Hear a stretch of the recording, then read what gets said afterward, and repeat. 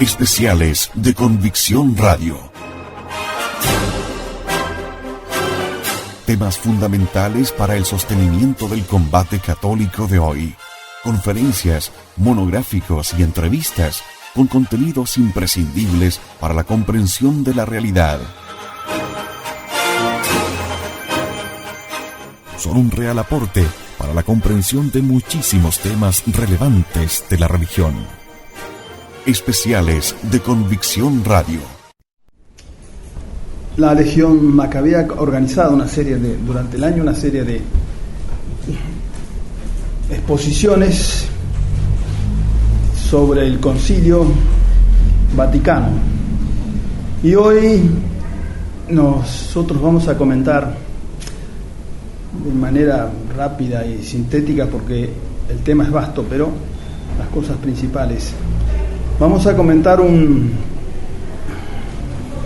documento que, por la clasificación oficial que le dio la Iglesia, era un documento de menor importancia, la Declaración Dignitatis Humanae, sobre las relaciones de la Iglesia y el Estado. Hubo ciertamente documentos mucho más importantes, decretos, constituciones. Esto era una simple declaración. Y en este tema de las relaciones Iglesia-Estado había un punto en particular, el tema de la libertad religiosa, que en 20 siglos de vida de la Iglesia jamás había sido tratado en ningún concilio ecuménico. Nunca la Iglesia tocó este tema. Sin embargo, este tema se transformará no por casualidad, sino por especial previsión e intención de los autores en una cuestión de capital importancia y de las más trascendentes en el compromiso que la Iglesia hará por y desde el concilio con el mundo, y en particular con el movimiento ecuménico. Ya antes del concilio, en las sesiones de la Comisión Central Preparatoria, esta cuestión había enfrentado durísimamente a las dos tendencias que después lucharán durante todo el concilio. En esa oportunidad, una de ellas, la ortodoxa, la católica, estaba representada por Cardenal Ottaviani, entonces prefecto del Santo Oficio, que había presentado ante la Comisión Preparatoria un esquema que se titulaba de las relaciones entre la Iglesia y el Estado y de la tolerancia religiosa. Era un documento que tenía 7 páginas nada más y 17 hojas de referencias de magisterio anterior. La otra tendencia estaba representada por el cardenal Bea, entonces secretario de la Secretaría para la Unión de los Cristianos, con un proyecto redactado por él y que llevaba un sugestivo título, La libertad religiosa.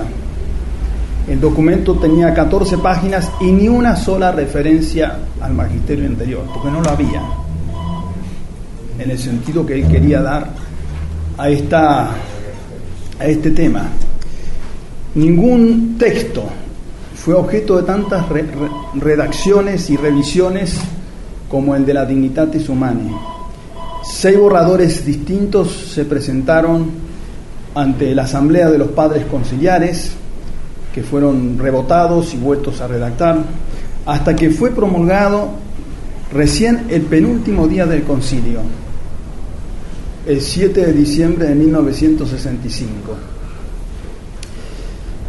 Para uno de los peritos americanos, el padre John Kutner Murray, este tema de la libertad religiosa era, decía él, el problema americano del concilio.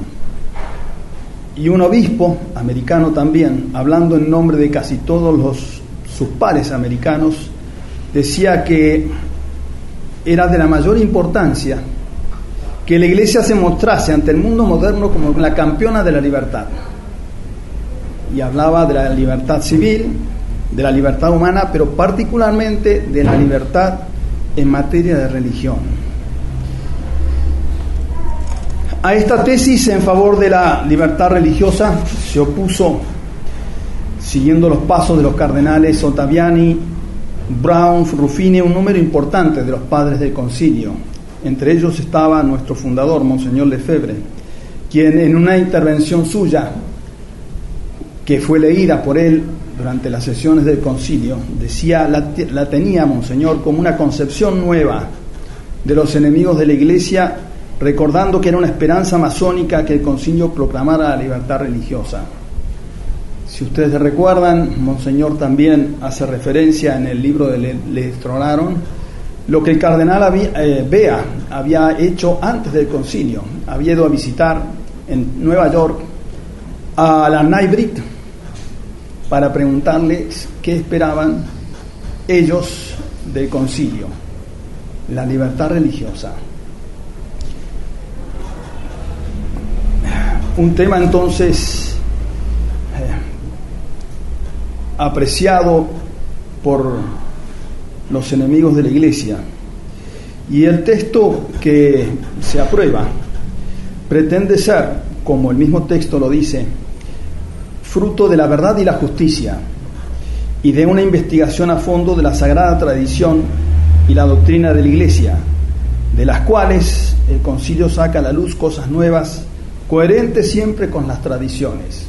Es el texto explícito del documento, y allí se insiste: la libertad religiosa deja íntegra la doctrina tradicional, y que lo que se quiere hacer es desarrollar la doctrina de los últimos pontífices sobre los derechos inviolables de la persona humana y sobre el ordenamiento jurídico de la sociedad. Nosotros en esta charla comprobaremos que no fue así. No responde ni a la verdad ni a la justicia. No es un desarrollo del magisterio anterior, y tampoco respeta la tradición de la Iglesia.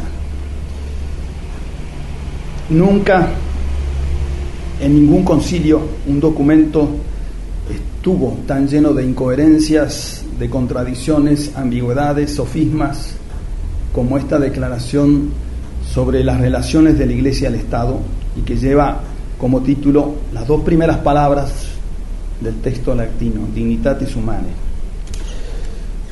Para comprender un poco todo lo que significó este documento, tenemos que partir de algunos presupuestos necesarios, presupuestos religiosos y filosóficos, lo que enseña Santo Tomás, lo que enseña la Iglesia. Y el primer presupuesto es que el hombre, por lo que es, con su inteligencia, es capaz de alcanzar la verdad. El objeto propio de la inteligencia es la verdad. Y la verdad es inmutable, no puede cambiar. Una vez adquirida, no puede cambiar. Ni de igual modo una verdad puede oponerse a otra. Hay un principio en filosofía de no contradicción. Si respetamos los silogismos, el orden lógico del pensar, o una u otra no es de las afirmaciones no es verdadera. Y así como la verdad une a los hombres por ser precisamente una sola, por el contrario, el error, porque aleja de la verdad y de la realidad, divide. Sobre esta base, es decir, que podemos conocer la verdad y que la verdad es una sola, necesitamos recordar algunas nociones elementales también de la naturaleza de la libertad humana. ¿Qué es la libertad humana? Para determinar lo que ella es, su esencia, debemos verla en el orden del universo, porque no se puede concebir la libertad ni comprenderla verdaderamente si no se la coloca en ese orden universal que Dios puso en todas las cosas. El hombre no puede no comprobar con su inteligencia que en el universo que nos rodea existe un orden admirable, un hombre con sentido común, un hombre que observa las cosas, ve en todas ellas un orden. Y este orden no es otro que la orientación de todas las actividades, de toda naturaleza creada, hacia un fin, hacia un objetivo que ha sido asignado por Dios a toda la creación, a todas las criaturas. Ese orden a un fin, que por lo demás no puede ser otro que Dios mismo, está conformado por las leyes que Él ha puesto a todos los seres creados, a todo el universo. Estas leyes son cumplidas por todas las criaturas de modos diferentes. Los seres inertes, o sea, los seres que no tienen vida, y los que no son inteligentes, hablamos de los minerales, el agua, la tierra, las plantas, los animales, lo hacen de una manera inevitable. Todos esos seres están sujetos a esas leyes de modo necesario, no pueden dejar de cumplirlas. Si nosotros agarramos un objeto inerte, este papel, lo soltamos, cae, por la ley de la gravedad, y busca su reposo, que es el estado natural de esas cosas. Las plantas se nutren, crecen, se reproducen según también un orden previsto por Dios desde toda la eternidad, y no pueden salirse de allí. Lo mismo que el animal. El perro va a ser siempre perro, el gato va a ser siempre gato, y el perro va a hacer perrerías porque es perro, y no va a maullar, porque lo propio del perro es ladrar. Todos entonces lo hacen de manera inevitable, pero si consideramos ahora la vida inteligente, y en particular la vida humana, la diferencia es esencial, ya que decimos que el hombre es libre, y lo es verdaderamente. ¿Por qué podemos afirmar que el hombre es libre? Porque tiene en él una facultad de autodeterminarse a sí mismo. No está determinado como los demás seres inferiores a él. Él puede determinarse sin que en su naturaleza interior esté determinado por nadie. Y esta libertad que Dios da al hombre no es otra cosa que una fuerza, un poder que le permite determinarse a él mismo en orden al fin que Dios quiere darle.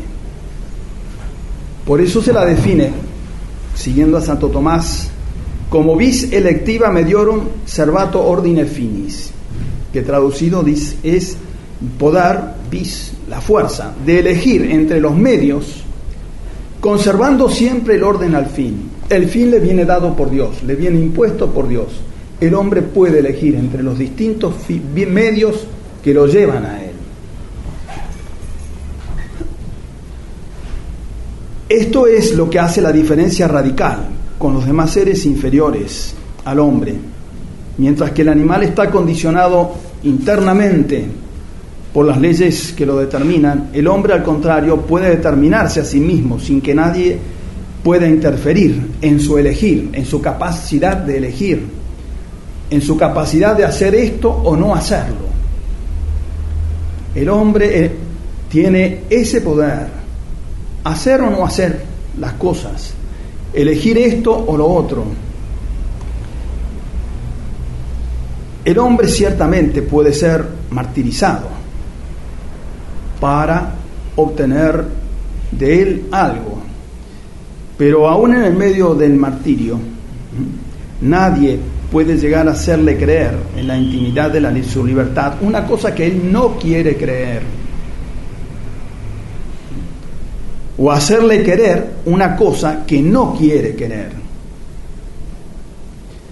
Obviamente su voluntad puede ser influenciada y hasta podemos ceder, lo sabemos, ¿no?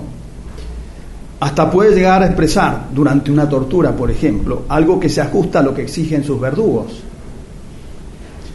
Pero íntimamente él podrá decir no a ese error que afirma, Por tanto, su libertad sigue siendo total a pesar de las influencias exteriores que se puedan ejercer sobre su organismo. La violencia va a caer sobre sus miembros, sobre su cuerpo. El miedo puede amedrentar su inteligencia, pero no alcanza a su interior, que siempre permanece libre. No se puede actuar directamente, hacer violencia sobre la raíz misma de la libertad humana. Y el fundamento de esta libertad humana es su condición de criatura inteligente. Es inimaginable que alguien sea libre sin tener inteligencia. ¿Cómo se dirigiría? ¿Cómo usaría de esta libertad? ¿Cómo podría el hombre elegir si no hay atrás una inteligencia que le muestra entre qué cosas elegir?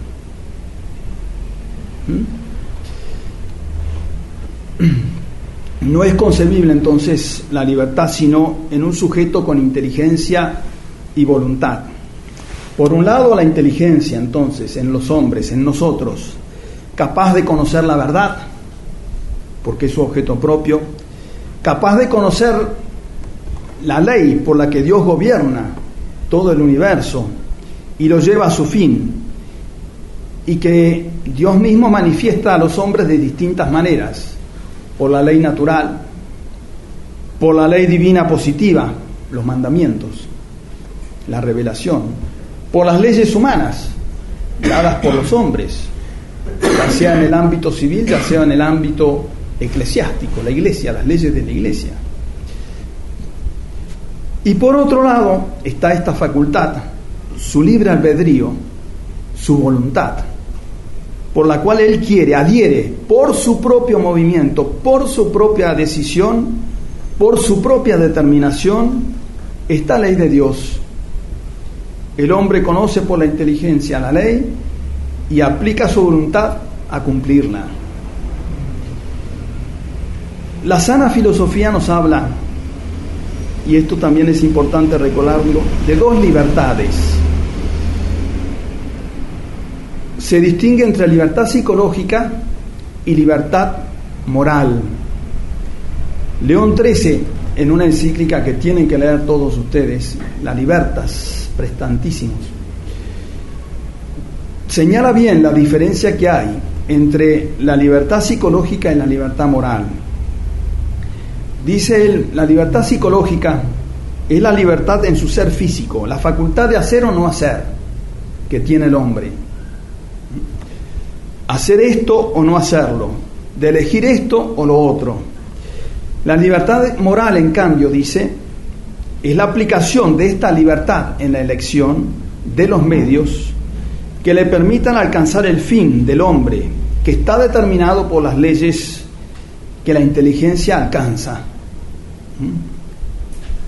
a través de su propia observación de las cosas o a través de la revelación de Dios. La libertad que perfecciona al hombre debe versar sobre la verdad, sobre lo bueno. Hoy escuchamos como una nueva definición de la libertad, que es la capacidad del hombre de elegir entre el bien y el mal. Eso no es verdadera libertad. Eso es libertinaje, un abuso de la libertad. Porque el hombre tiene libertad, puede elegir el mal, el pecado, pero no es de la esencia ni de la libertad, ni es perfección de la libertad. El hombre entonces se mueve por el ejercicio de esta libertad siempre en el bien, eligiendo entre bienes. Y esta verdad, lo mismo que el bien, no puede mudarse al arbitrio del hombre, sino que permanece siempre igual. Verdad y bien son por naturaleza cosas inmutables. El bien es, dice Santo Tomás, lo que todas las personas o todos apetecen. En realidad ahí está mostrando el efecto del bien. En realidad propiamente hablando, bien es lo que perfecciona al hombre. Y porque perfecciona y lo hace mejor y lo lleva a su acabamiento, todos apetecen eso. Cuando la inteligencia da el asentimiento a opiniones falsas, en cambio, cuando adhiere al error, cuando la voluntad abraza lo malo y lo practica, ni la mente ni la voluntad alcanzan su perfección, precisamente porque están eligiendo lo contrario, aceptando lo contrario. Y entonces el hombre allí se desprende de su dignidad y se corrompe. Y por lo mismo que sabemos que el hombre puede errar, obrar mal, a la libertad le hace falta una protección, un auxilio, capaz de dirigir todos sus movimientos hacia el bien y apartarlo del mal. De lo contrario, la libertad habría sido muy perjudicial para el hombre. Esta protección, este auxilio, no es otra cosa que la ley, que le muestra al hombre lo bueno que debe hacer y lo malo que debe evitar. Y lo bueno con premios, lo malo con castigos, para que el hombre entienda, con esa ayuda, de que su perfección solo está en elegir el bien. En otras palabras, la libertad moral no es absoluta, porque las leyes limitan esta libertad moral. Nos indican solo los bienes dentro de los cuales el hombre se puede mover. Hay cosas buenas en sí y hay cosas malas en sí. Hay cosas que nunca se pueden hacer. Y las leyes, fruto de la razón, ordenamiento de la razón en la definición que da Santo Tomás, ¿no? Descubre este orden objetivo de la realidad, ¿no? Lo bueno que hay, lo malo, y así le indicará al hombre que debe abstenerse de las cosas malas bajo pena de castigo y elegir lo bueno para realizarlo. Y una advertencia: lo bueno y lo malo no son tales porque la ley lo dice, sino porque algo es bueno, la ley lo impone, y porque algo es malo, lo prohíbe. Se trata también aquí, entonces, de una necesidad que se impone la ley a pesar de la voluntad del sujeto, pero es moral. Una necesidad moral, no física. Si quieres el fin, haz esto. Tú decides, tú te determinas libremente. Sabe que si eliges el bien tendrás un premio, y si eliges el mal serás castigado. Es decir, a pesar de la ley, esta no determina intrínsecamente la naturaleza de los hombres, ¿no? Va dirigida a la razón, pero respeta la libertad del sujeto. Impone una obligación, pero no destruye la libertad. El hombre mantiene su libertad, pero debe someterse a la ley si quiere obtener el fin. Otro concepto que conviene de recordar es el de religión. Hablamos de libertad religiosa, por un lado, entonces, ¿qué es la libertad según la sana filosofía? ¿Qué es la religión según la teología católica? Es una virtud, dice Santo Tomás, que nos inclina a dar a Dios, al Dios único y verdadero, el culto debido, y cuyos actos tienen por objeto todo lo que nos lleva a Dios. Por eso es una virtud principal, porque dice Santo Tomás, sin la virtud de religión que orienta todo a Dios, las demás virtudes no son virtudes. Entonces, una virtud que nos inclina a dar el culto debido al único Dios, cuyos actos tienen por objeto todo lo que nos lleva a Dios, considerado como último fin, como bien supremo, y el oficio propio es realizar todo lo que tiene por fin directo e inmediato el honor de Dios. Cuando el hombre da un culto falso al Dios verdadero,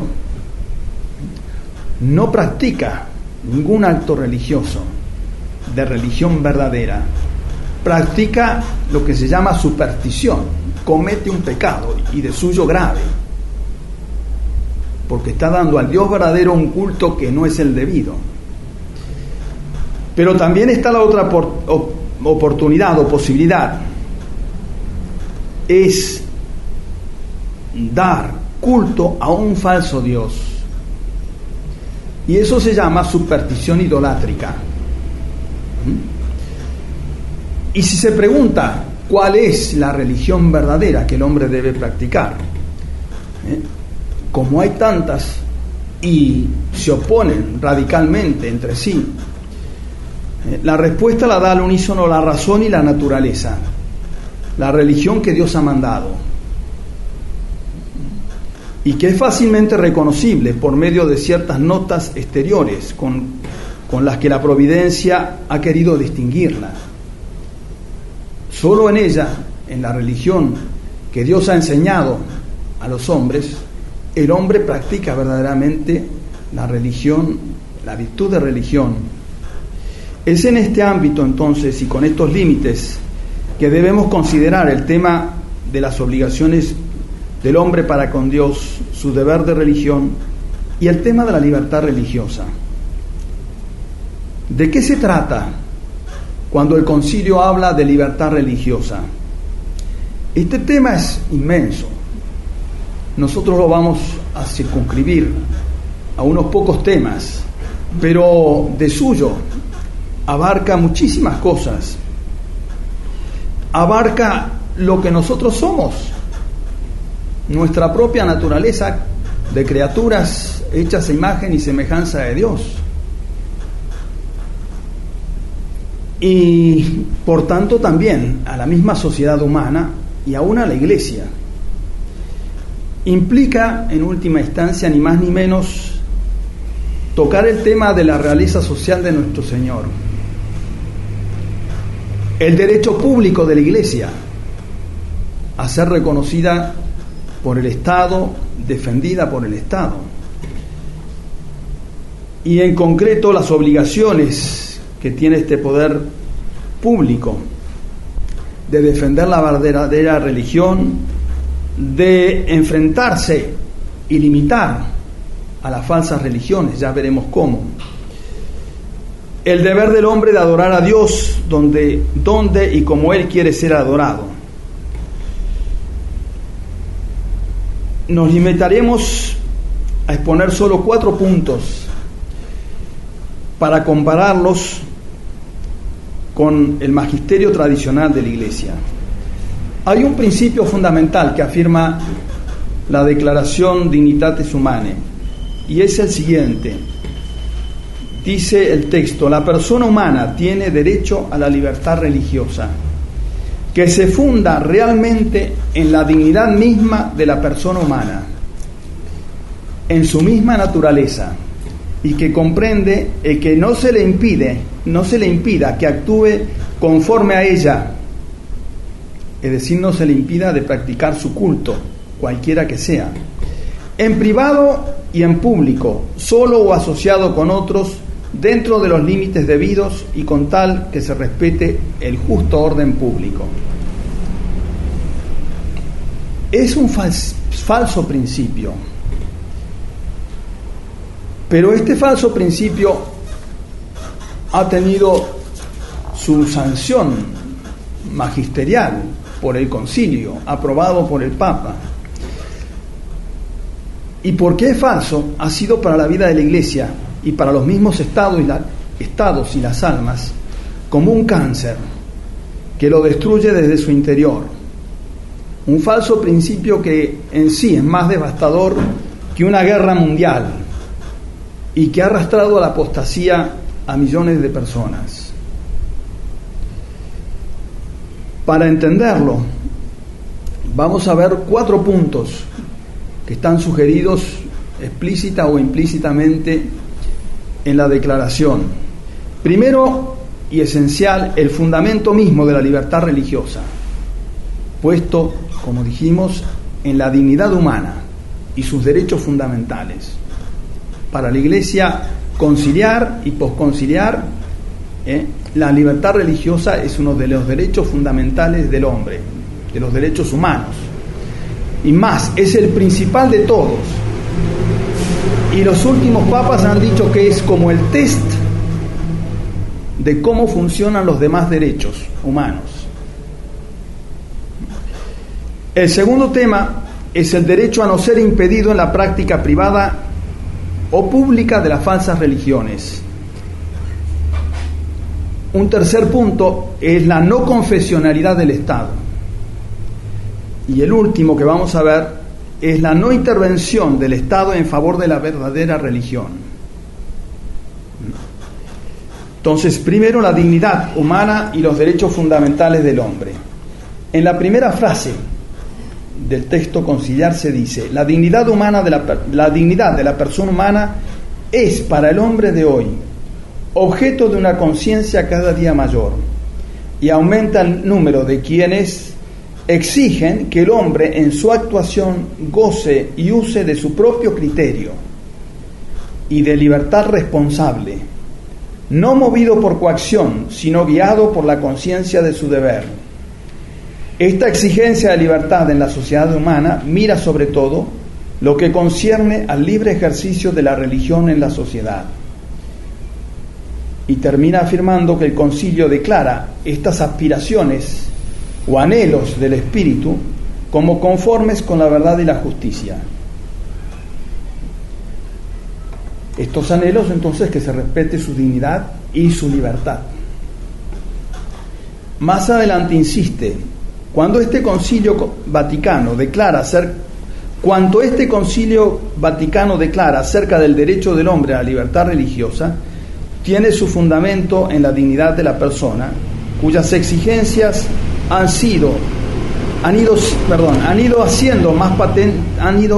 ido haciéndose más patentes cada vez a la razón humana a lo largo de la experiencia de los siglos. Estamos entonces en el centro mismo del problema, no solo de la libertad religiosa, sino aún de toda la doctrina conciliar. Y lo decimos de una vez: estamos frente a un nuevo humanismo.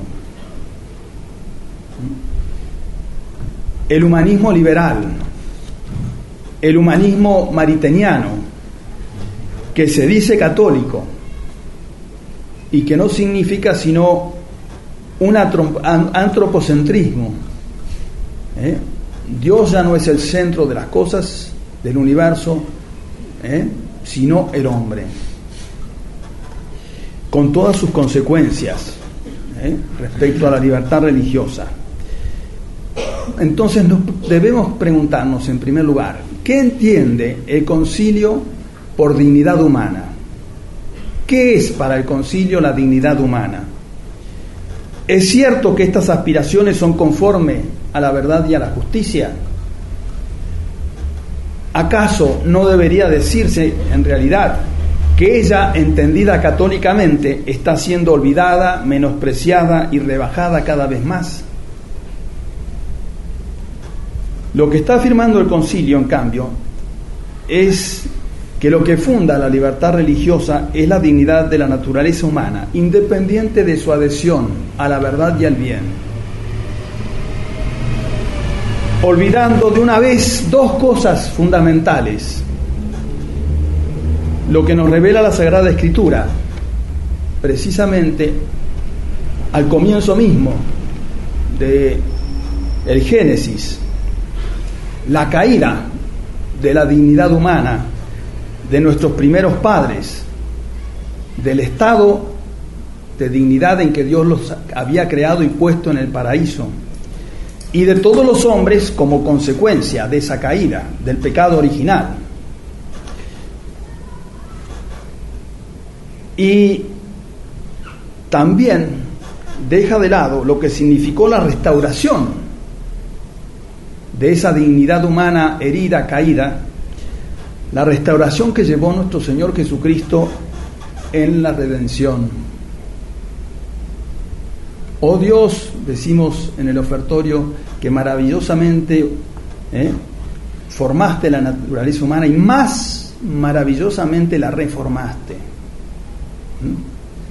Porque por la redención los hombres vuelven a recuperar la gracia perdida, se hacen hijos adoptivos de Dios, y deben vivir en ese ámbito sobrenatural en que Dios vuelve a colocar al hombre para alcanzar la vida eterna. Todo esto el concilio lo olvida. Y lo vamos a ver que es así, porque la declaración, al poner el fundamento en la sola naturaleza humana, agrega algo muy importante. Dice: el derecho a la libertad religiosa no se funda en la disposición subjetiva de la persona, sino en la misma naturaleza, a secas, con independencia de la verdad y del bien. Porque agrega: el derecho permanece también a la libertad religiosa y a su dignidad en los que no cumplen la obligación de buscar la verdad. ¿Comprenden? Es decir, la dignidad humana ya no está puesta como verdadero fundamento en la verdad, sino en su sola condición natural y libre, de naturaleza libre, capaz de elegir. Si simplificamos, el argumento es el siguiente: la dignidad del hombre consiste en que es un ser dotado de inteligencia y voluntad, y está ordenado por naturaleza a conocer a Dios, lo que no puede hacer si no se le deja libre para elegir. El hombre es libre, sería la síntesis, luego debe dejársele libre. O dicho de otra manera, el hombre está dotado de libre albedrío, luego tiene derecho a la libertad de acción. Es el principio del liberalismo, ni más ni menos. Un verdadero sofisma, porque, como decíamos, el libre albedrío, la libertad psíquica del hombre, se sitúa en el terreno del ser. Es de la esencia del ser humano. Pero la libertad de acción, la libertad moral, se encuentra en otro plano, no en el plano del ser, sino del obrar. Una cosa es lo que Juan es por naturaleza, hombre, animal racional dotado de libertad, decimos, y otra lo que llega a ser él por sus acciones, bueno o malo. ¿Comprenden?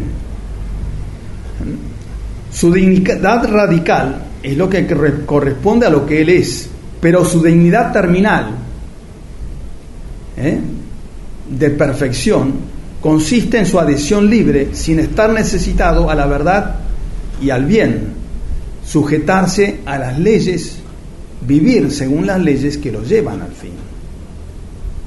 Allí está entonces la verdadera dignidad del hombre. Por ese camino es que él alcanza su perfección última, que en definitiva es Dios, la visión de Dios. Veámoslo en detalle. Se puede entonces y debe hablar de una doble dignidad: una dignidad ontológica, que resulta de la misma naturaleza humana, y una dignidad operativa, lo que ella llega a ser por sus actos.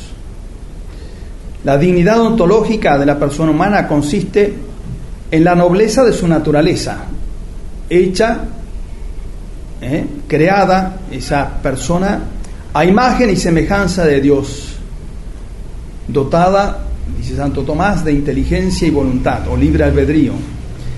La dignidad operativa, en cambio, resulta del ejercicio de sus potencias, el hacer del hombre. Esencialmente usando su inteligencia y su voluntad para adherir a la verdad y practicar el bien. Y dado el fin último a que Dios llama a todos los hombres, que es Él mismo, se puede decir que esta dignidad ontológica del hombre consiste principalmente en una ordenación trascendental hacia Dios. Todas las criaturas, por ser tales, se orientan hacia su Creador.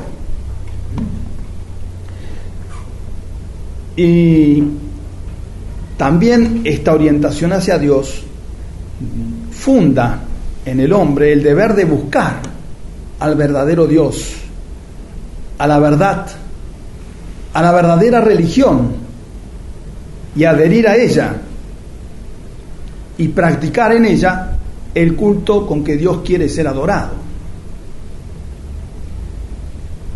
De esto resulta que la dignidad operativa no es otra que adherir a la verdad y al bien, en particular la verdad revelada, y practicar solo la religión verdadera en la Iglesia Católica, que es la única religión, que es la única iglesia instituida por Cristo. Es por solo este modo que el hombre se perfecciona y dirige verdaderamente hacia su último fin.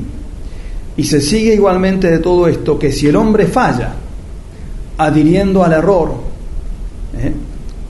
o practicando las falsas religiones, en lugar de perfeccionarse, degrada su dignidad natural, ni se perfecciona, ni puede alcanzar su fin.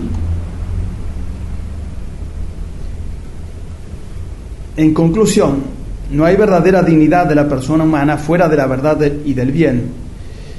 Y por supuesto que jamás podemos aceptar que esa dignidad consista en la libertad fuera de la verdad. La declaración afirma lo contrario. Dios tiene en cuenta la dignidad de la persona humana que Él mismo ha creado y que debe regirse por su propia determinación y usar de su libertad. No hace las distinciones necesarias. No habla de un fin al cual el hombre está obligado. No habla de esa distinción que hicimos entre libertad psicológica, libertad moral. Exaltar la libertad de acción, como lo hace el concilio, es un error que fue condenado por la Iglesia muchas veces. Vamos a citar solo un texto de León XIII en la Immortale Dei. La libertad como virtud que perfecciona al hombre debe versar sobre lo que es verdad y bueno. Ahora bien, la verdad, lo mismo que el bien, no puede mudarse al arbitrio de los hombres, sino que permanecen siempre lo mismo y no se hacen menos de lo que son por naturaleza, inmutables. Cuando la mente da el asentimiento a opiniones falsas y la voluntad abraza lo que es malo y lo practica, ni la mente ni la voluntad alcanzan su perfección. Antes bien, se desprenden de su dignidad natural y se desempeñan a la corrupción. Más clara la oposición entre los dos textos es imposible. Lo que afirma el concilio es la libertad de perdición, la libertad de corrupción, adherir libremente a cualquier religión. Pero vayamos al segundo punto, el derecho a no ser impedido en la práctica privada o pública de las falsas religiones. Después de afirmar que la persona humana tiene derecho a la libertad religiosa, la declaración señala que ella consiste en materia religiosa, esta libertad, a que no se obligue a obrar contra su conciencia, ni ser impedido en la práctica privada o pública de la religión cualquiera que ella sea. Textuales palabras, dice: la libertad religiosa comprende el que no se le impida que actúe conforme a ella, entonces de practicar su culto cualquiera que sea, en privado y en público, solo o asociado con otros. Este conocimiento al individuo de no ser impedido también es extensivo a las falsas religiones. Dice el concilio: a estas comunidades religiosas se le debe por derecho la humanidad para regirse por sus propias normas, para honrar a la divinidad con culto público, Las comunidades religiosas tienen también el derecho de que no se les impida la enseñanza y la profesión pública, de palabra y por escrito, de su fe. Forma también parte de la libertad religiosa el que no se prohíba a las comunidades religiosas manifestar libremente el valor peculiar de su doctrina para la ordenación de la sociedad y para la vitalización de toda actividad humana. Es decir, el derecho público a enseñar sus errores para la ordenación de la sociedad y la vitalización de toda actividad humana. Presentado aquí como un derecho negativo, el no ser impedido, en otras partes la declaración conciliar va a señalar que se trata de un derecho que se funda realmente en la dignidad de la persona humana y que debe ser, por tanto, reconocido por las leyes. Dice, la persona humana tiene derecho a la libertad religiosa. Este derecho de la persona humana a la libertad religiosa ha de ser reconocido en el ordenamiento jurídico de la sociedad, de tal manera que llegue a convertirse en un derecho civil. Si es absolutamente verdadero que el hombre tiene un derecho fundamental de dar culto a Dios, por aquello que dijimos, que por naturaleza debe al Creador, ¿no?, el reconocimiento y el culto, tiene derecho entonces que le dejen libertad en la práctica privada y pública de la religión. Este derecho natural y positivo, divino a la vez, concierne solamente a la verdadera religión, con exclusión de las falsas. Y esto porque tiene un deber estricto de dar a Dios el culto que Él merece, como criatura suya. Si tengo deber, el ordenamiento civil, el ordenamiento jurídico me tiene que reconocer ese derecho de dar culto al Dios verdadero, tanto privado como en público. Pretender concluir de este principio de no ser impedido una doctrina de derecho objetivo a la libertad religiosa que pertenecería indistintamente a los adeptos de todas las religiones es un error, una absurdidad, una impostura, una herejía. Una herejía. ¿Por qué? Porque atribuye a la Iglesia la capacidad de contradecirse, de ir contra el principio de no contradicción, ya que condena a la Iglesia a mentirnos cuando dice en el mismo texto: no hay cambio entre estos principios preconciliares y la doctrina conciliar. Se trata del desarrollo homogéneo de la doctrina de siempre. Eso lo han dicho en el concilio, lo han dicho después del concilio los papas. Es una continuidad, la hermenéutica de la continuidad. No hay ruptura. La libertad religiosa, entendida como derecho natural y civil a la libertad de acción de todas las religiones, sin distinciones, fue siempre condenada por el magisterio de la Iglesia. Por eso comprendemos cómo el cardenal Bea, en sus 14 páginas, no pudo citar antecedentes preconciliares para defender esta libertad religiosa.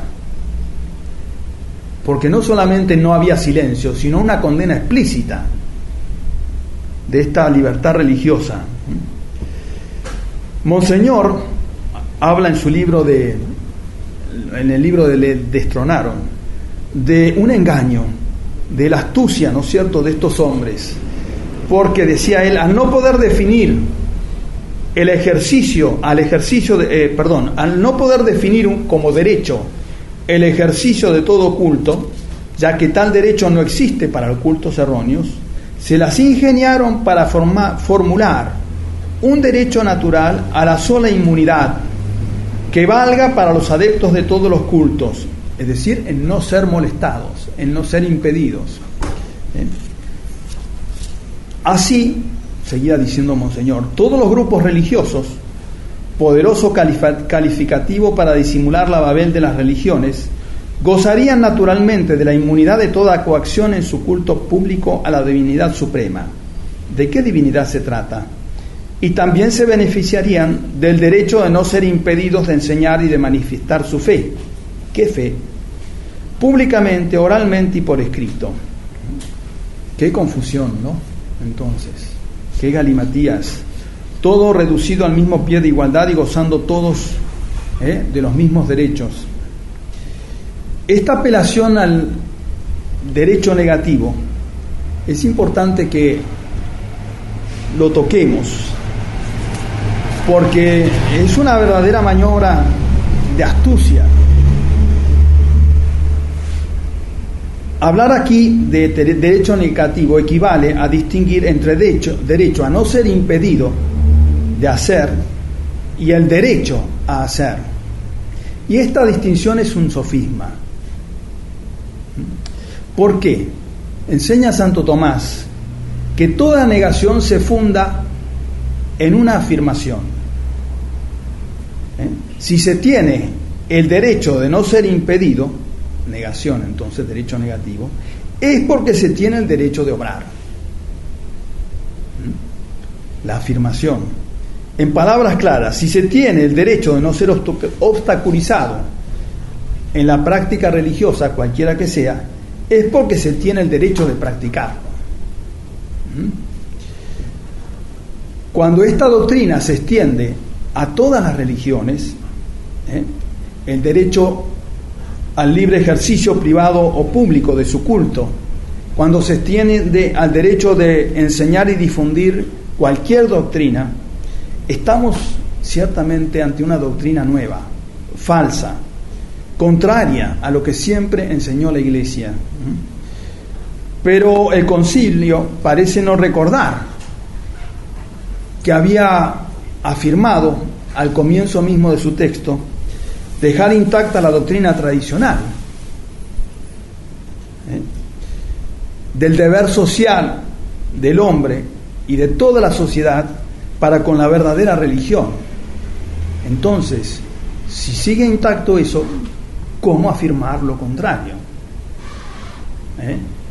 ¿Cómo decir que las falsas religiones tienen derecho a practicar sus falsos cultos si todo hombre tiene el deber de practicar el verdadero culto?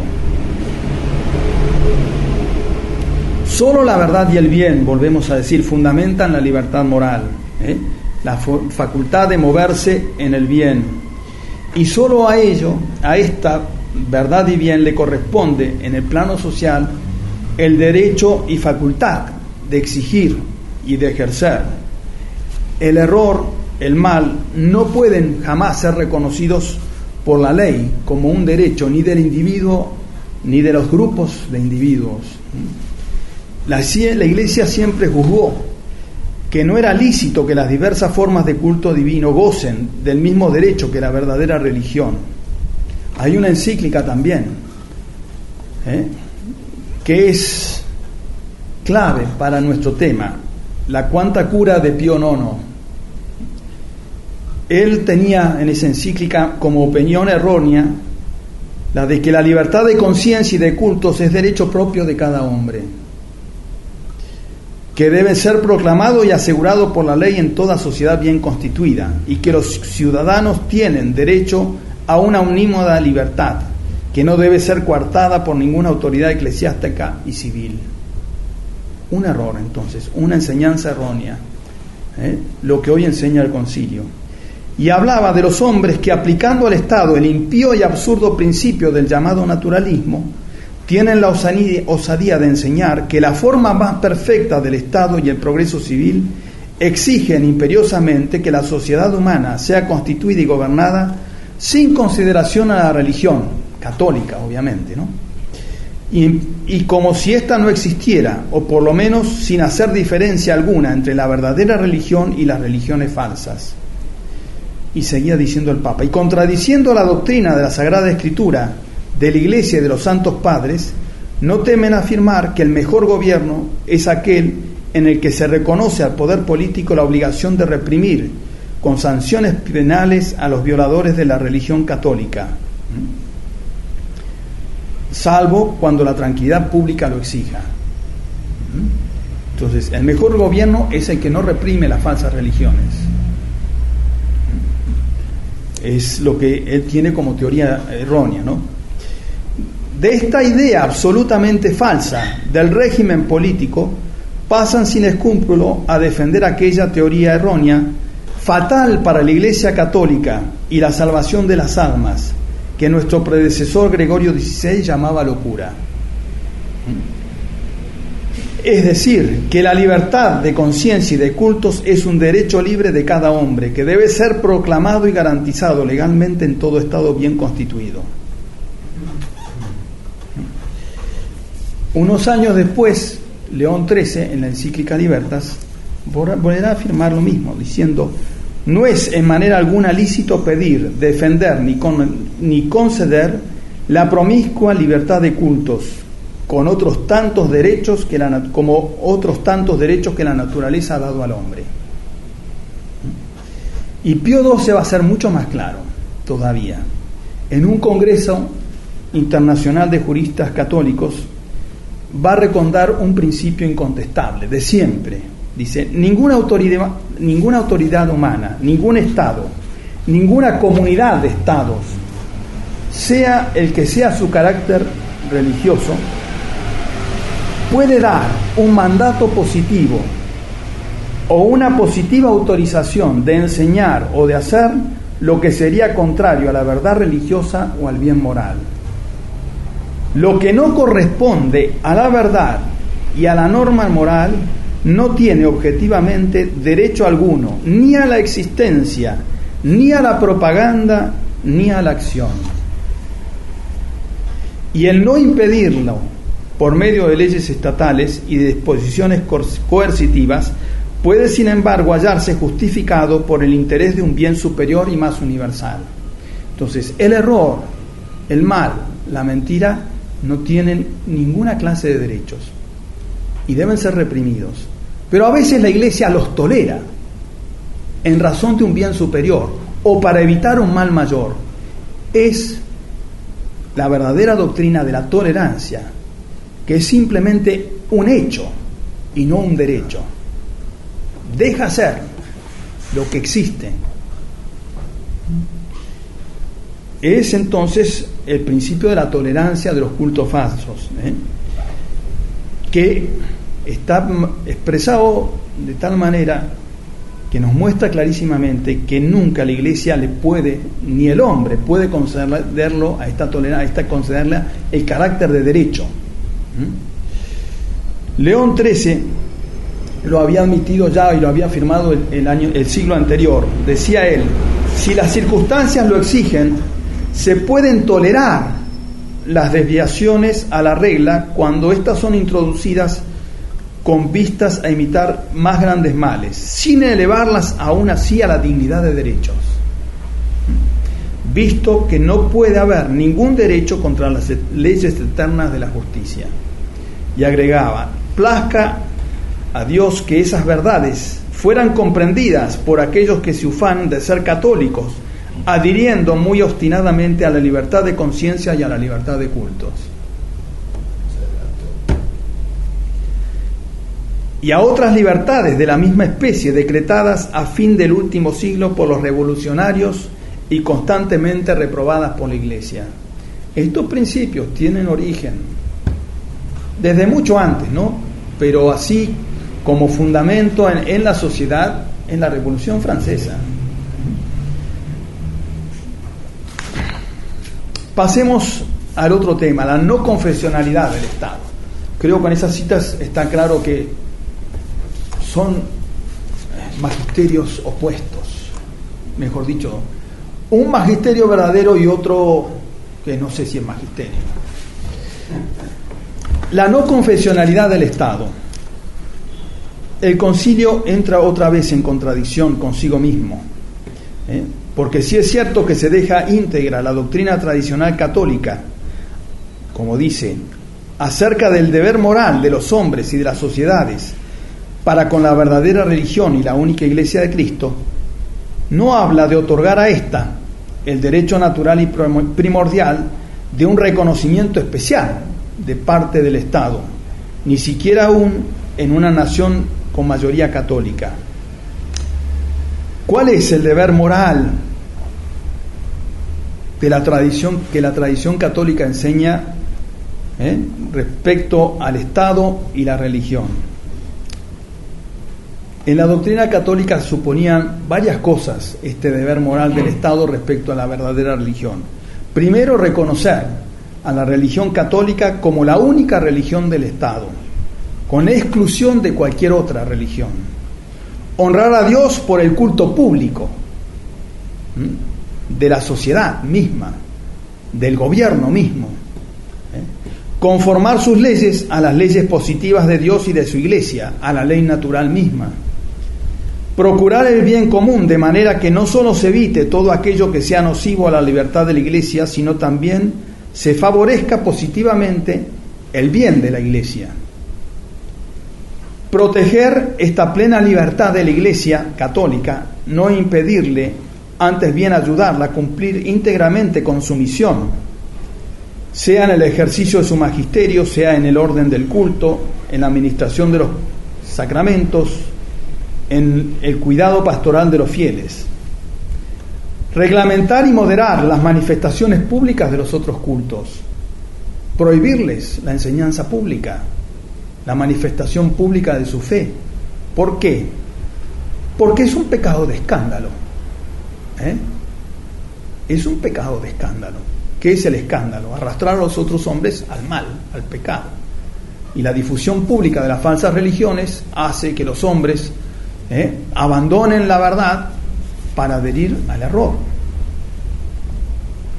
Defender a los ciudadanos contra la difusión de falsas doctrinas que, a juicio de la Iglesia, ponen en peligro su salvación eterna. Excluir de su legislación, del gobierno y de toda actividad pública lo que a su juicio pudiera impedir a la Iglesia alcanzar su fin eterno. Y facilitar la vida fundada sobre los principios cristianos, conforme al fin último para el cual Dios creó al hombre. Estos principios eran los que había transcrito en su texto el cardenal Ottaviani, que fue tirado a la basura, ¿no es cierto?, dejado absolutamente de lado. Y de ninguna manera, siquiera remotamente, se mencionan en la Dignitatis Humanae. Es cierto que la Declaración Conciliar afirma que ante la sociedad humana y ante todo poder público, la Iglesia reivindica la libertad de culto a título de autoridad espiritual, instituida por Cristo y encargada por mandato divino de ir por el mundo a predicar el Evangelio a toda criatura.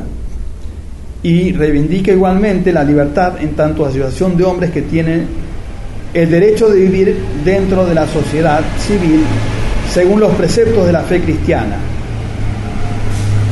Como que le concede a la Iglesia eso, pero no extrae las consecuencias necesarias, por un lado, ¿no es cierto?, que es, lo primero de todo, someter las naciones a la ley de nuestro Señor, ir y bautizar a todas las naciones.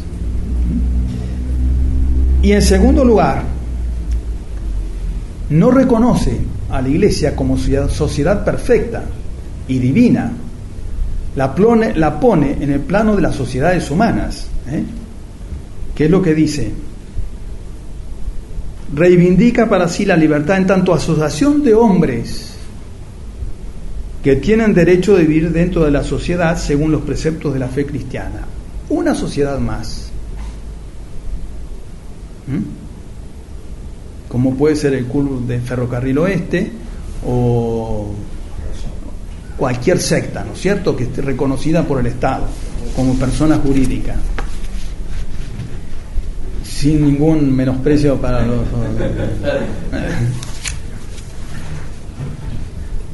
La declaración en suma acepta un principio condenado por la Iglesia en el pasado, al quedar y aceptar quedar reducida y sometida al derecho común.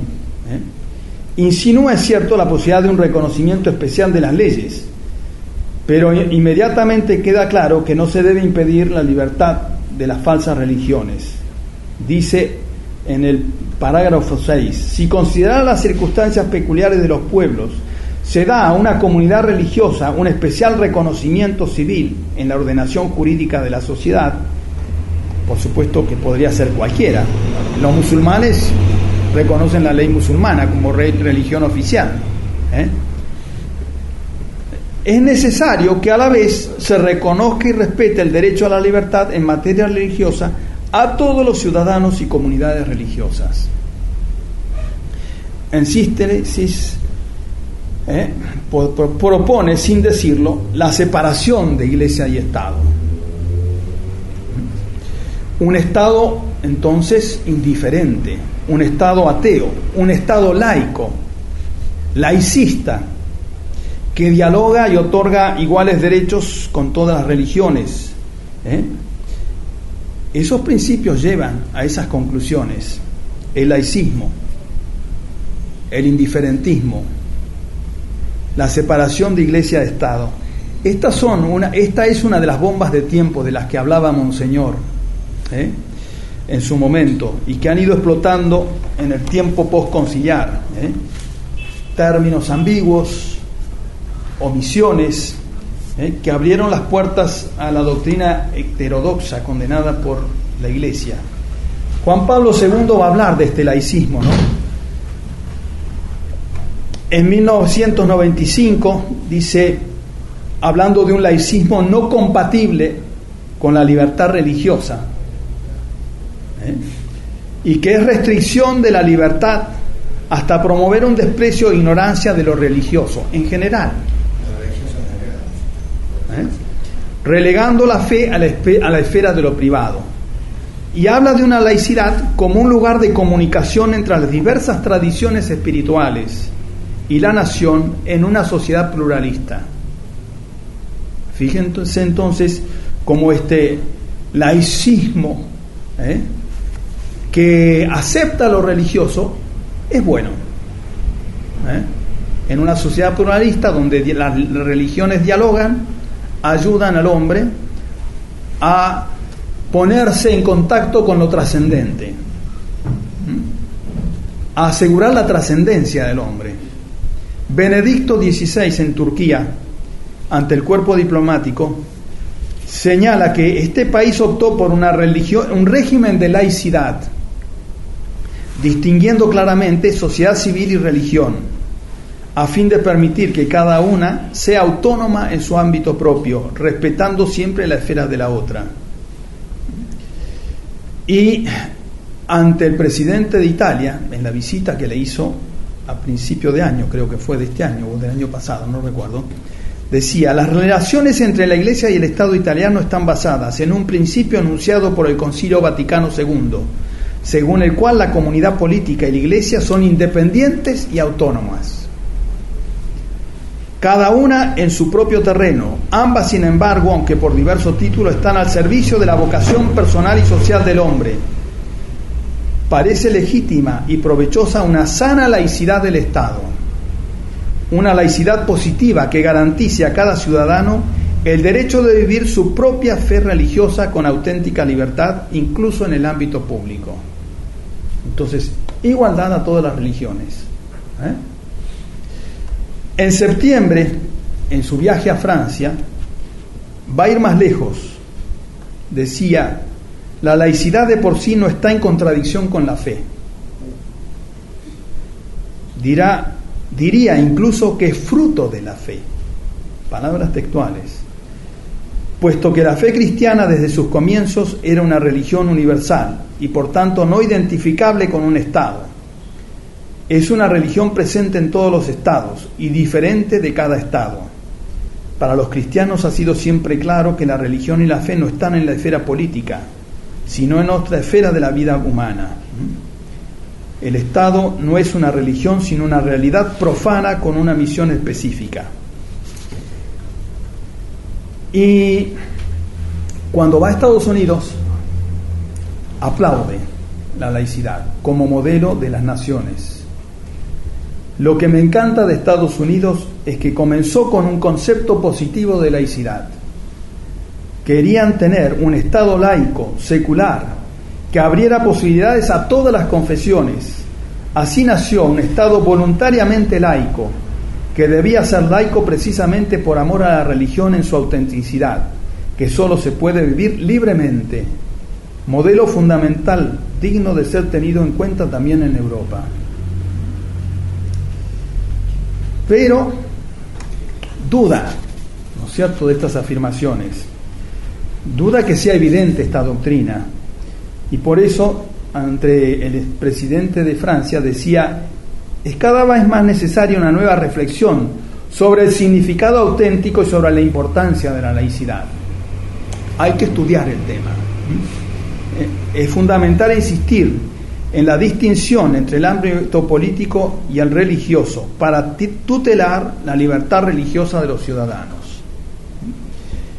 Y en un congreso a juristas cuyo tema era laicidad y laicidades, ¿no?, el Papa va a decir, basándose en estas múltiples maneras de concebir la laicidad, se habla hoy de pensamiento laico, de moral laica, de ciencia laica, de política laica. En efecto, en la base de esta concepción hay una visión arreligiosa de la vida. Entonces, hay una laicidad mala cuando la religión no se tiene en cuenta. Hay una laicidad positiva y buena cuando lo religioso está presente, no importa qué religión. Esa es la idea. Entonces dice: por tanto, todos los creyentes, católicos o no católicos, y de modo especial los creyentes en Cristo, tienen el deber de contribuir a elaborar un concepto de laicidad que por una parte reconozca a Dios, al Dios verdadero o a cualquier Dios, no dice, ¿no?, y a su ley y a su iglesia.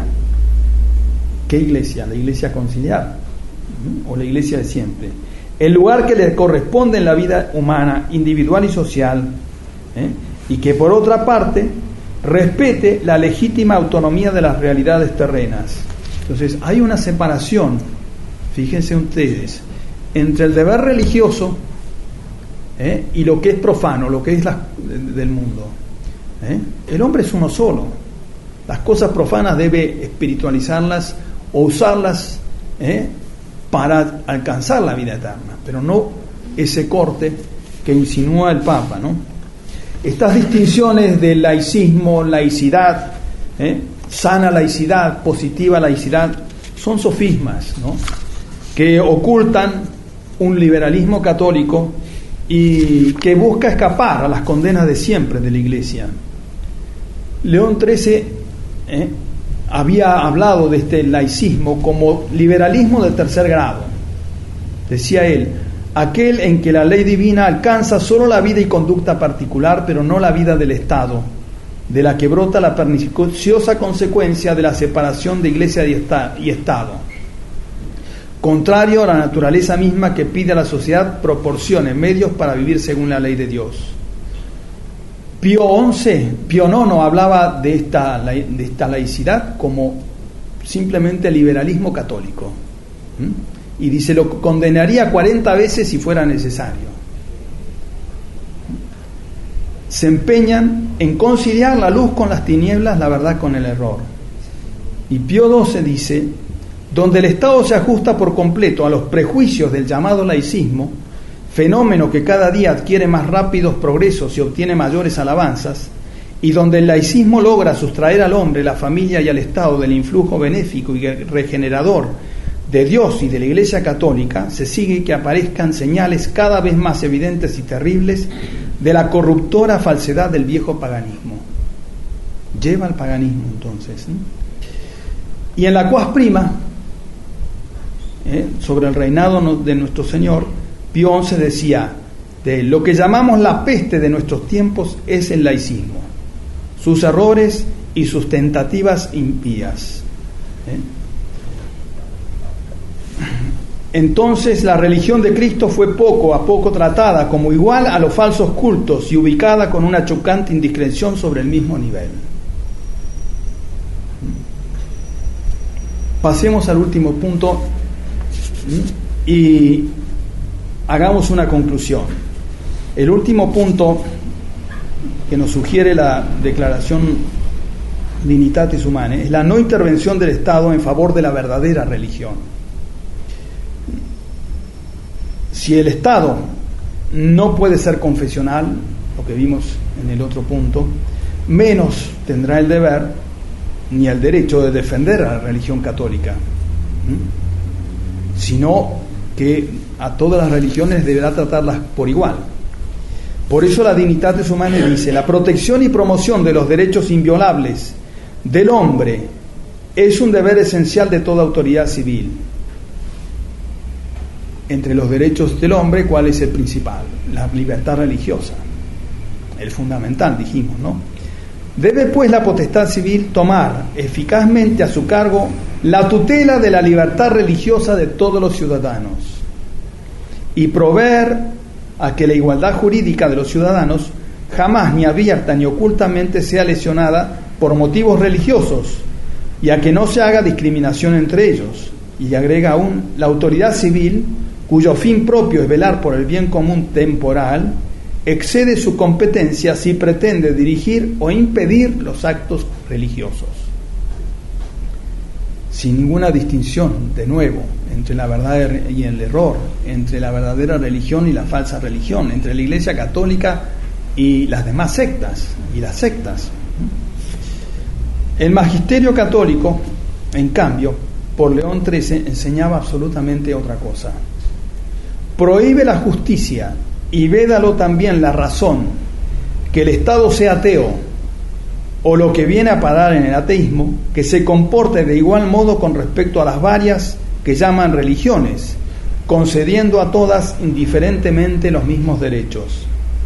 Y en Immortale Dei señalaba la rigurosa obligación del Estado en tema religioso, en el tema del catolicismo.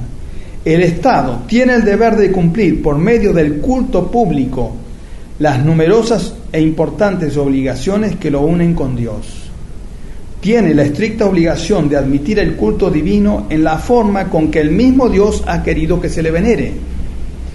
Es, por tanto, obligación grave de las autoridades honrar el santo nombre de Dios.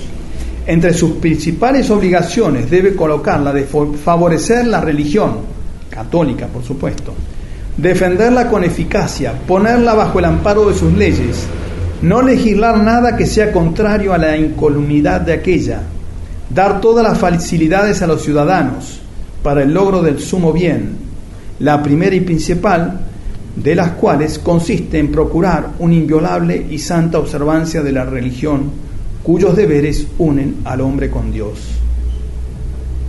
Mas, Iglesia y Estado son dos cosas inseparables por naturaleza.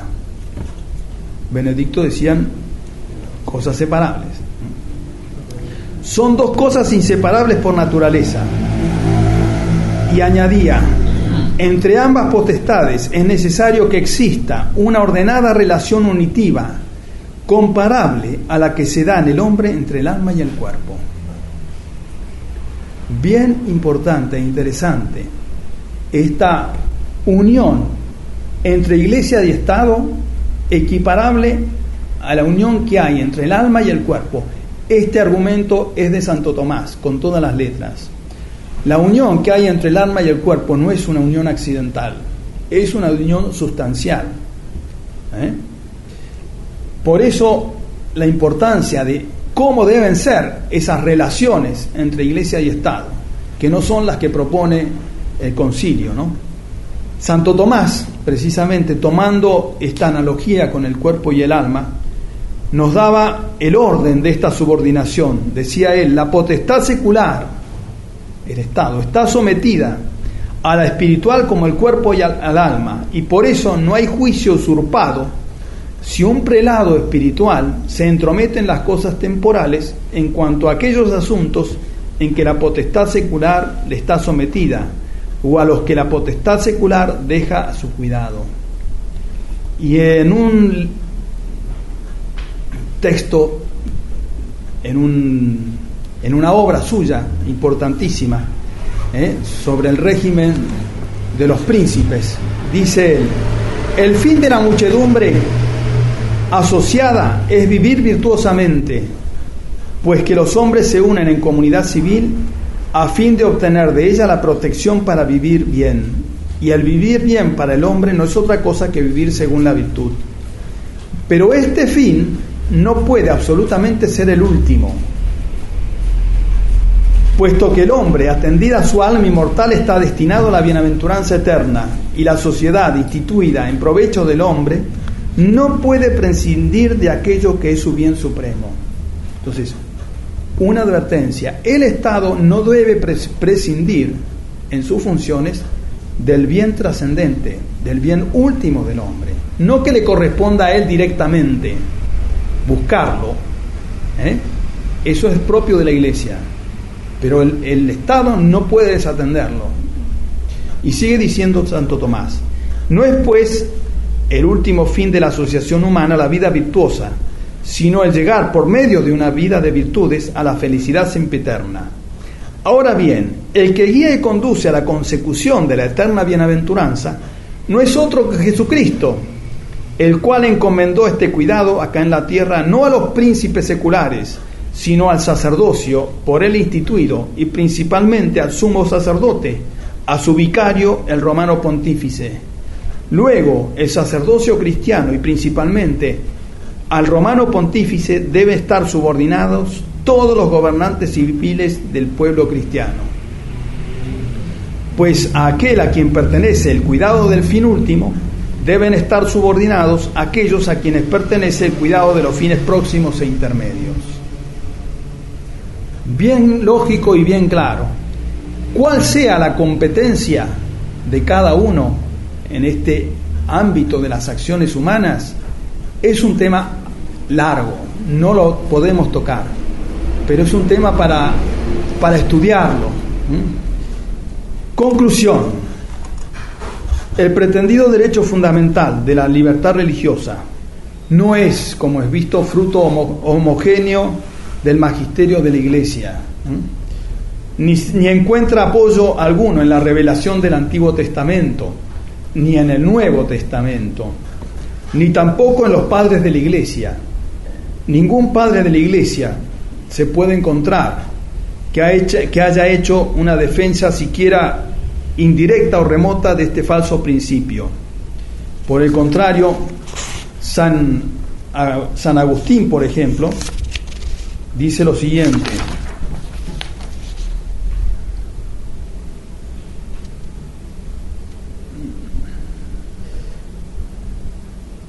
¿cómo sirven a Dios los reyes, sino prohibiendo y castigando con religiosa severidad lo que se ejecuta contra los mandamientos de Dios? El emperador como hombre tiene su modo de servir, pero el modo de servirle como rey es distinto. Por ser hombre le sirve con una vida fiel, por ser rey sancionando con rigor conveniente las leyes que ordenan cosas justas y prohíben las contrarias. Así le sirvió Ezequías, destruyendo las arcas y los templos de los ídolos, y aquellos más altos que fueron erigidos contra los preceptos de Dios. Así le sirvió Josías, haciendo las mismas cosas. Así le sirvió el rey de Nínive, obligando a toda la ciudad a aplacar al Señor. Así sirvió Nabucodonosor, prohibiendo con una ley terrible a todos los que en su reino blasfemaran contra Dios. Entonces, ni en los textos bíblicos ni en la patrística encontramos nada que apoyen estos conceptos falsos de la dignidad del hombre y de la libertad religiosa. Y estas novedades de dignidad del hombre y libertad religiosa han traído a la Iglesia de las Naciones toda clase de males, tal como lo venían advirtiendo los papas desde hace 2 siglos. La misma jerarquía eclesiástica, después del concilio, presionó a los estados confesionales para que sacaran de sus constituciones y de sus leyes el reconocimiento de la religión católica como la religión del Estado. El resultado fue y es la apostasía de las pocas naciones que quedaban como católicas, y el indiferentismo, el ateísmo práctico unido al más salvaje liberalismo. Y como el abandono de la verdad religiosa no se hace sin consecuencias en la vida moral, los hombres, las familias, las sociedades comprueban hoy, ¿no es cierto?, que toda regla objetiva moral está en discusión. Ya los hombres no pueden distinguir lo que es bueno y lo que es malo, lo que puede hacerse y no hacerse. La conciencia subjetiva se ha vuelto la regla de toda decisión por encima del orden natural y del orden divino. La religión católica ha sido sustituida por la religión del hombre. Eso es lo que trajo el concilio, el nuevo humanismo, el humanismo liberal, la religión del hombre. Pablo VI lo va a decir con todas las letras en el sermón de clausura: vosotros, humanistas modernos, que renunciáis a la trascendencia de las cosas supremas, conferidle siquiera este mérito al concilio y reconocer nuestro nuevo humanismo. También nosotros, y más que nadie, somos promotores del hombre. El concilio tomó la promoción del hombre y de su libertad como fin en sí mismo, porque en caso contrario no podría haber sentido simpatía, sino horror, al comprobar que la religión en que el hombre se hace Dios. Pablo VI decía: la religión del Dios que se ha hecho hombre se ha encontrado con la religión, porque tal es del hombre que se hace Dios. ¿Qué ha sucedido?, preguntaba. Un choque, una lucha, una condenación. Podría haberse dado, pero no se produjo. La antigua historia del samaritano ha sido la pauta de la espiritualidad del concilio. Una simpatía inmensa lo ha penetrado todo. Una inmensa simpatía a ese antropocentrismo, esta adoración del hombre. Y Juan Pablo II lo va a decir abiertamente en su discurso a las Naciones Unidas: señoras y señores, la libertad es la medida de la dignidad y de la grandeza del hombre. Vivir la libertad que los individuos y los pueblos buscan es un gran desafío para el crecimiento espiritual del hombre y para la vitalidad moral de las naciones. Como se ve, la corrupción de principios y aún hasta el de sentido común ha sido minuciosa, sistemática. Y así lo cierto es que la crisis actual de la Iglesia y de las patrias tiene su raíz próxima en el concilio y su giro antropocéntrico. En el orden práctico, ¿qué nos toca? ¿Qué podemos hacer nosotros? Tener las inteligencias esclarecidas, denunciar el error y alejarnos de él, hacer nuestros esos consejos dados hace muchos siglos por San Vicente de Lérins. Cuando una novedad herética amenaza contagiar no a un pequeño grupo, sino a la Iglesia entera, todo cristiano deberá adherirse a la antigüedad, la que no puede evidentemente ser alterada por nuevas mentiras. En la Iglesia católica hay que poner cuidado para mantener lo que ha sido creído en todas partes, siempre y por todos. Y también nos toca rezar, pedir a Dios que se compadezca de nosotros y de la humanidad, ¿no?, y que ponga fin a esta ruina en que se encuentra la humanidad y la misma Iglesia. Solo de Dios puede venir la solución a este problema que nos supera humanamente hablando. Bueno, nada más.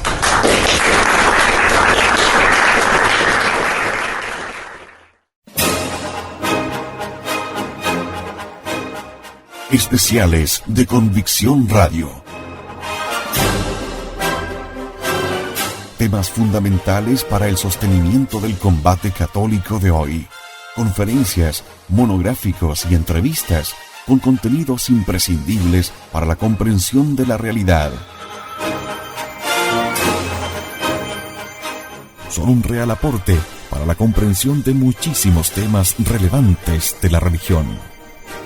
Especiales de Convicción Radio.